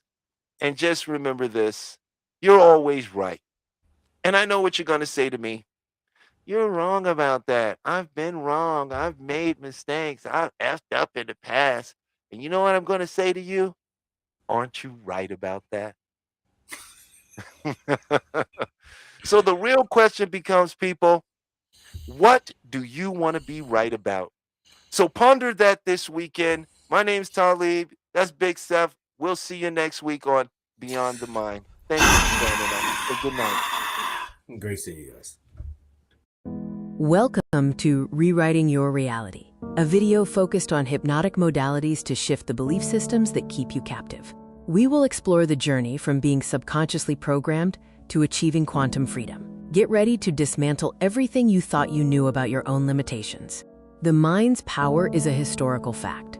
Franz Mesmer introduced animal magnetism in the 1700s. James Braid coined hypnotism, defining it as a focused physiological state. Crucially, before anesthesia, major surgeries were performed using this trance state, proving the mind's ability to override physical pain. My personal journey proves the mind transcends the body.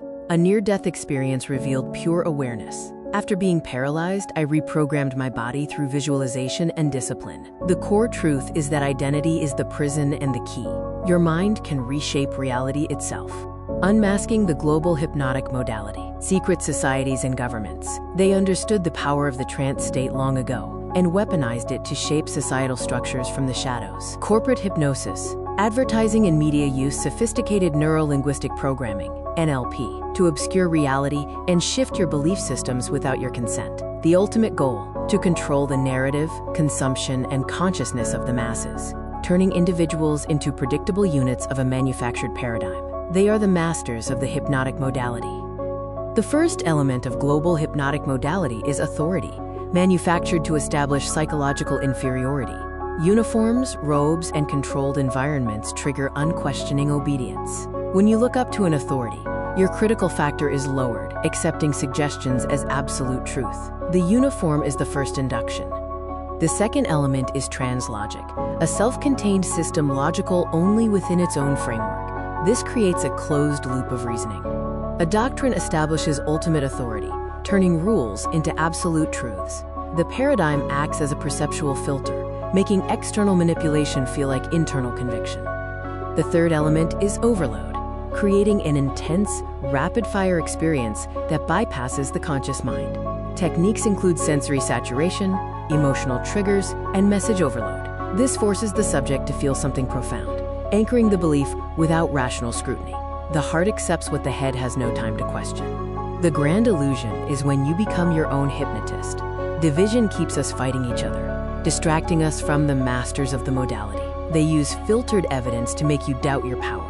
The ultimate control is when you self-hypnotize with their suggestions. I am not enough. This is the self-hypnosis of suffering. The quick release uses the Sedona method to clear emotional debris. Emotional baggage is just something you are holding on to. You can drop it using these 4 questions. Could I let this feeling go? Would I let this feeling go? When? Answer. Now. Repeat until you feel a tangible shift in your state. The reframe shifts meaning and reality. Change the meaning you attach to an event, and you change your emotional response. Content reframing actively searches for the positive intent or hidden benefit. Failure is just data and feedback. A block is a stepping stone. Change the question to change the destination. You are already in a trance. Self-hypnosis is choosing your own program. This is your new operating system. Use a simple countdown